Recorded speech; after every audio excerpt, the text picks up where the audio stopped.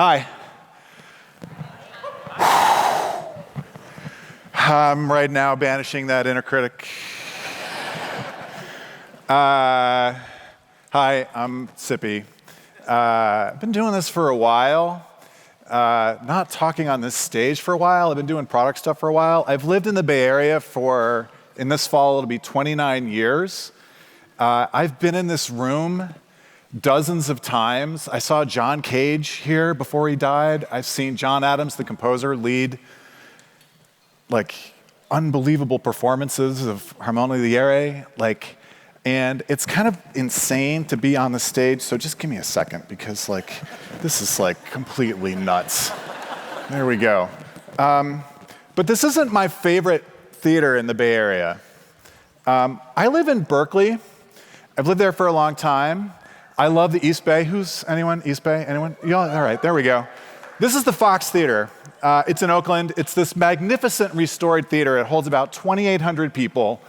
And I've seen some unbelievable shows there.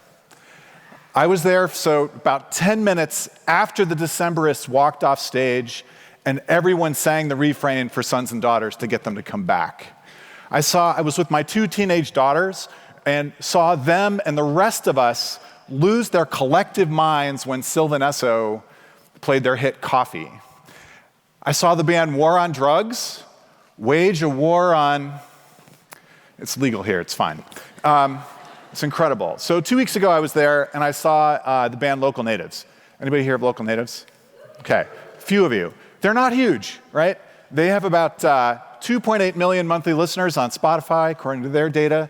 In contrast, Taylor, my goddess, has 40 million.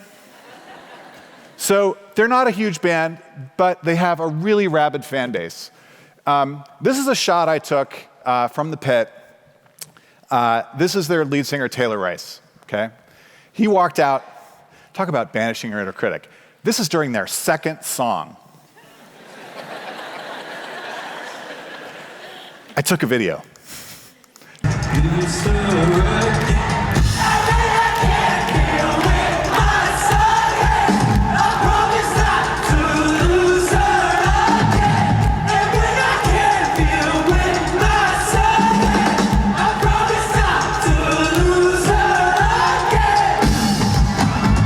Yeah, so I'm gonna walk out here. No. So I love live shows, right? I love the energy. I love being on stage, actually, despite my critic. I love being part of the crowd because, like most acts of creation, live music and events like this are optimistic acts. They are acts of optimism, being amongst people who want to put good things into the world and people who want to receive them. I leave shows with more energy than I walked into the room with, and it's usually after 2.5 hours of whatever, standing in the pit, waiting for bands, drinking a couple beers, basically, and then doing stuff like that, right? I mean, this is those fans, it's completely insane, right? So I am fundamentally an optimist, and I believe you have to be an optimist in order to make things, in order to put things into the world, right? So hopefulness and confidence about the future of the successful outcome of something. None of us do this job without being an optimist, right? Now, I love the Leibniz definition in there at the bottom. You know that game where you're want to have a dinner party and you invite people over for conversation? I would love to actually invite Leibniz into this room. The doctrine especially is set forth by Leibniz that this world is the best of all possible worlds. No, not so much. Definitely not in our current timeline. We have lots of room for improvement.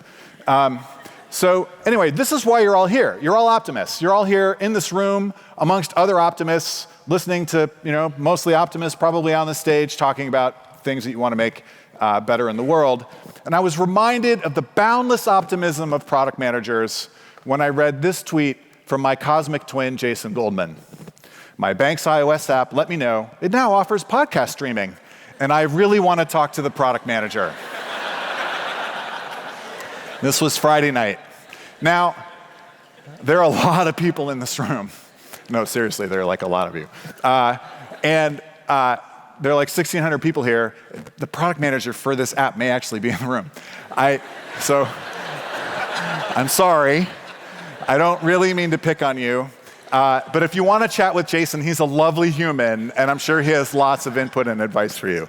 And look, I don't want to pick on this product, because maybe the bank is pivoting into subscription media, and at Medium, I should be worried, right? So, because look, they clearly have the payments piece completely figured out, and they're going to go basically put podcasts up and have people, it's a whole thing. But you see these kinds of tweets all the time, right? I've been on the receiving. I've worked for a lot of products. I basically work on products where I hand the megaphone to users to yell at me, right? So I did blogging stuff. I worked on Twitter. I work on Medium. I love giving people tools to express themselves. Turns out they sometimes take that megaphone and they yell at you, right? So I get what this is like, right? But it basically, you've got a confused customer of why is my banking app letting me stream podcasts? And there's probably a job to be done in there of we want to enable people to get smarter about their financial lives, and there's a lot of podcasts, and people have commute time, and there's there's a lot of things rationalizations you can make to actually put podcast streaming in your app. But this customer is confused, right? And if this customer is confused, you've got to believe that inside this bank there are engineers that are confused, there are designers that are confused, there are marketing people that are confused, and God forbid, there are executives that are confused about what's happening. Okay. Has anyone read this book? Really? All the way through? So at Medium, we're big on principles. And end of last year, the exec team, we essentially went through a process of reading this book together. And we actually made it all the way through. You may have seen it advertised to you on Instagram, which is really not the only weird thing about this book. It's kind of odd that this. So has anyone seen those ads? I was definitely in the Target demo. Anyway, this book was written by Ray Dalio. He started a hedge fund called Bridgewater Associates. It's the most successful hedge fund in the history of hedge funds. He's made all the money. And basically, what he's trying to do with this book is write down everything that he uses to run his business so that eventually an AI can take over and do his job, because he actually doesn't trust anyone to do his job as well as he does. Anyway, but what's really interesting about this book is that it's very detailed about how they created a set of operating principles at Bridgewater. And it forced us to really think about what are the operating principles that we use to run the company. And I just want to talk about 2 of them today. We have a list of 7. If you come and find me afterwards, I'm sure I have them completely memorized and can tell you all of them afterwards. There are 2 of them that we talk about all the time in the context of product work. The first is think big, right? So this is basically we're a startup. We are trying to change the face of media. We're trying to make information more accessible and spread good ideas. In order to do that, we have to think big, right? We essentially want to make all of you Medium subscribers. It would be fantastic. And this is the yes and side. This is the brainstorming side. This is the side that fills lots and lots of whiteboards with Post-it notes and stickies, and then does the brainstorming exercise. And this is the side where I can imagine a PM of a banking app convincing themselves that their app needs podcast streaming, right? So this is the think big side. And I love this side because it's unconstrained and it's boundless, and you really try to help imagine the future that you want to be in. Here's the second one. Create clarity and focus. This is the job of a product manager. Creating clarity and focus. It's this combination of thinking big and creating clarity and focus that unlocks the potential of product teams and helps you build great products. Okay? And I want to talk about why creating clarity and focus is so important and give you a couple of hacks and some things to practice that will help you do this, okay? First, a grand unified theory of work. I wrote this post, tossed off. I was working on Talk Show. We were in a room. There were 3 or 4 of us. And Talk Show was the startup I did before Medium. We were building a social app. Didn't work. And this was the grand unified theory of work, which is basically make a list of things to do, prioritize the list, do the things on the list in order, constantly communicate about items 1 through 3. This is basically all of work. No? Right? How many people practice like Scrum Agile in this room? Yes, all right, people that don't, raise your hands because you're going to be doing it soon. This is Agile. This is it. This is the whole thing. Make a list. Prioritize a list. Do the things in the order. We do product review every 2 weeks. I come in and I'm like, here are our priorities for the quarter. I'm like, great, why'd you finish number 2? When you haven't finished number 1. Do the things in order. Right? So here's the thing. Number 2, prioritize the list.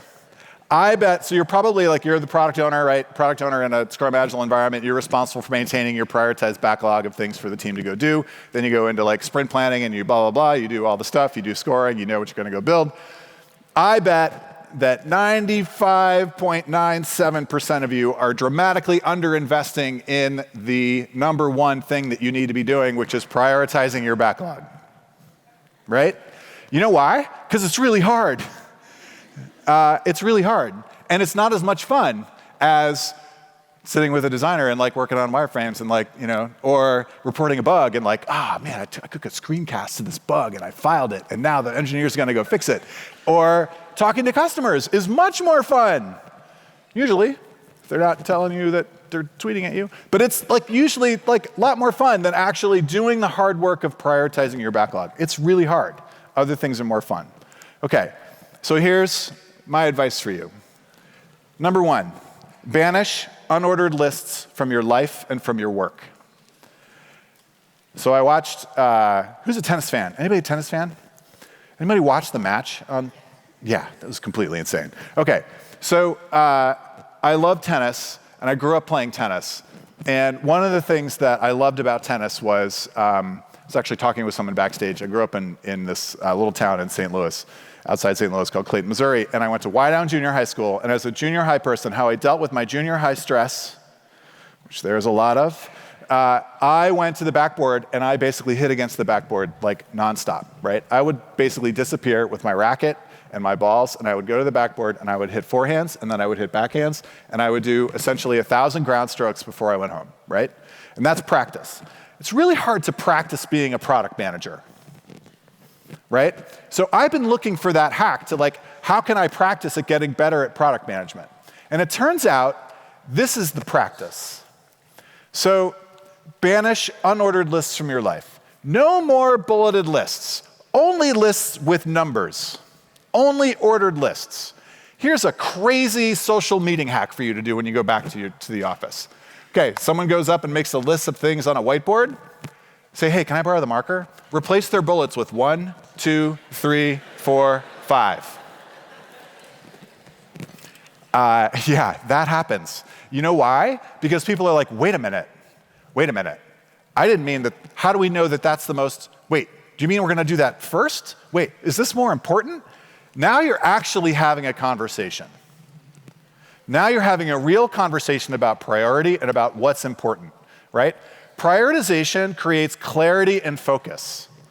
Focusing your team and focusing attention is the most important thing you can do. It turns out focus is literally about focusing attention, right?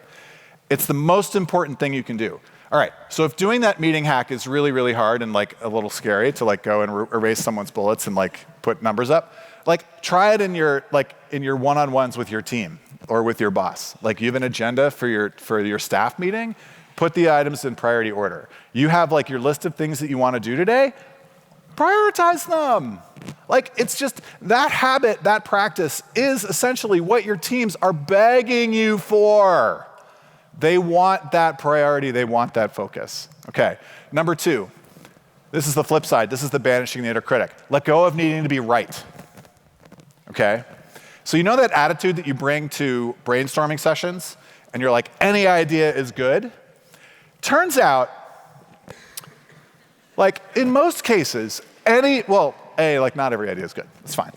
But in most cases, like any first stab of prioritization is better than not having a first stab at prioritization. So treat your act of prioritizing like you would treat brainstorming a feature or coming up with a new idea, right? Now, this is really easy advice to give, right? Letting go to needing right. This is like Denise has a whole book and a career around like teaching you to banish your inner critic. You guys had a snowball fight. So like it will take you decades to learn. I'm still learning this. I suck at this, letting go of needing to be right. I suck at it. Product management is a strange job. It attracts type A personalities. It attracts people that like to have the answers. It attracts people who like to think that they're right. It attracts people whose professional identity is bound up in being right. Like, it's true. So, because like a lot of you are probably former engineers who are like, I need more control, so I'm gonna go be a PM. Or a lot of you maybe are like me, who are like, I was an English lit major. I can't code for shit, so I'm gonna go work on software and do that, right? So because I like, building products. So, but basically like, I just wanna be right all the time. But you have to like let that go. And this act of essentially testing prioritization basically opens you up. You have to be vulnerable with your team, right? So I work with this guy, Ed Williams. We get to collaborate a lot. It's like one of the best parts of my job. And we wrote a strategy doc for the company. It outlines like what we want to do over the next 6 months, 12 months, roughly, and we kind of refreshed it every 6 months. So we basically wrote this doc to start the second half of the year. We published it to the team. We were talking at our all hands. And we said, great, we want everybody to go read the strategy doc. Also, it's probably wrong. We just don't know how wrong it is yet or where it's wrong, and it's our job to go figure out how it's wrong. So if you take that approach with your teams and you say, hey, this is my first stab at prioritizing this list, it's probably wrong. I need your help. Help me make it better. Help me understand the things that I don't know. Help me get a better prioritization so that we can have more clarity and more focus for the team. This is the best thing that I can do with the information that I have, the context that I have, and I'm doing the best job that I can right now. That requires vulnerability, it requires self-love, it requires trust, right? That is very, very difficult to do. Build that muscle. If you are earlier in your career, I swear to God, if I had had this advice 30 years ago, I would be a much better product manager than I am today. Build that muscle early. Building that ability to open yourself up to criticism, to be vulnerable with your teams, is the most important thing you can learn as a product manager. Third thing, enlist your team. The best part of being PM is being part of a team, right? Everything is awesome. All right. So ideally, you work with a team of optimists, okay? So like, make room for them. Like, let them help you do your job. So you have a lot, right? So who's read this book, right? Like Godfather of Modern Product Management, is that what Martin called him? All right, so this is Marty Kagan's book, Inspired. If you haven't read it, you should go read it. It's great. There's this whole section there about product opportunity assessments where he basically asks PMs, like, these are the 10 things that you need to be responsible for answering, the 10 questions, right? Everybody's seen this, right? What problem will this solve? Whom do we solve the problem? How big is the opportunity? How do we measure success? Blah, blah, blah, blah, blah, blah, blah. Really, really long list of questions. This is probably everyone's taking pictures. Go buy the book, I swear to God. I mean, you can just take this. This is like a lot of the book. But it's like, go buy the book. It's so good. Marty's amazing. Also, subscribe to his newsletter. I don't have a newsletter. Go read Marty's. All right, so like this is like an incredibly long list of things that you're responsible for. This is stressful. This makes you go like, oh my God, I have to be right. All right, here's the hack. Give away most of these questions to your team. Right? Like, here, let's pick one. All right, what factors are critical to success? Solution requirements. Ask engineering. Like, how should we bring this to market? Go ask marketing. Like, how big's the opportunity? Go talk with sales. Like, work with people. Like, you can facilitate those answers, but like, give the job away. These are the only 3 things that you should really be focused on. What problem are we solving? Who are we solving it for? How are we going to measure success? This is the clarity that your teams are craving. These are the questions that you need to answer. Everything else is just how you're going to go do it. This is the context that helps teams perform, that lets them participate in the product development process, that takes the burden off of you so that you can be more creative, so that you can have more fun, okay? And when you do this, when you get good at this, and it doesn't happen all the time, and again, I still suck at this, but like when you do this and you do it well, you do something really special. I half jokingly call you unlock the tiger's roar, okay? This is a little fun. So I'm a pop music fan. I love seeing live shows. I love listening to music. Like my Spotify is the only audio app on my phone. I it brings me joy, it brings me life. Is anyone here familiar with Song Exploder podcast? So, all right, this is another one. After you buy Marty's book, go subscribe to Song Exploder. Song Exploder, essentially, their tagline is basically artists take apart their songs, tell you how they were made, and put them back together again.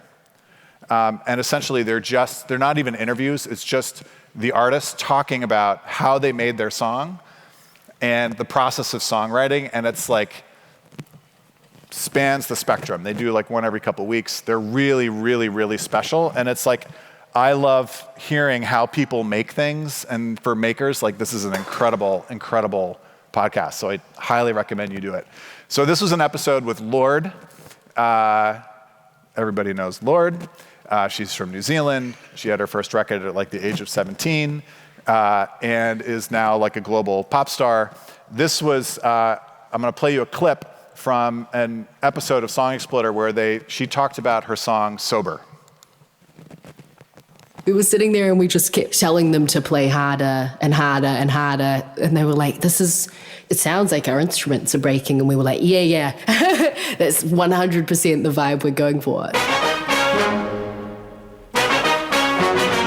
Just play it kind of inappropriately. I want to hear the edges of your instrument. And then... Can you hear that? That's a fucking tiger's roar. There is low-key a tiger's roar starting that bridge, which was just the kind of like ridiculous dramatic flourish that it needed. We were in one of the last 2 sessions for this song, and Jack was just like going through, he just has these endless banks of bizarre samples, and we just find this tiger's roar, which I thought was so cool. I love the way it swells the top of that part. That's like one of my favorite sneaky things on that song. So next time you're listening to Sober, please enjoy the tiger's roar at the top of the bridge because it's our baby. We love it. All right. So there are a couple things that I just want to point out about it. First of all, like talk about optimism and joy. Like she loves what she does for a living. She gets to work with unbelievable producers. The Jack in that clip is Jack Antonoff, who's basically produced all the pop music that you love. And there's some things that are going on in there. One, really clear direction to the horn players. I want to hear the edges of your instruments, right? That feedback loop of telling you, like being clear about what you want. There was time pressure. We're in our last 2 sessions for this song, right? And there's essentially like freedom so that Jack can essentially go into his bag of tricks. He knows what she wants out of the song, and he can pull into his bag of tricks and find that tiger's roar. You're gonna go listen to this track. You're probably not gonna hear the tiger's roar, but you're gonna feel it, because it actually, like, once you know it's there, it's sort of unbelievable, and it changes the whole tenor of the track. That is what you want that from your teams. You want that creativity, you want that passion, you want that engagement so that they can do things for your product that are amazing. How do you do that? You think big, you create clarity and focus, you admit that you don't have all the answers, and then you get to unlock the tiger's roar. Thanks.